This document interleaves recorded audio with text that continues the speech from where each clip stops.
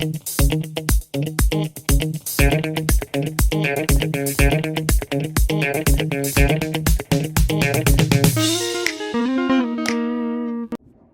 there, it's me again.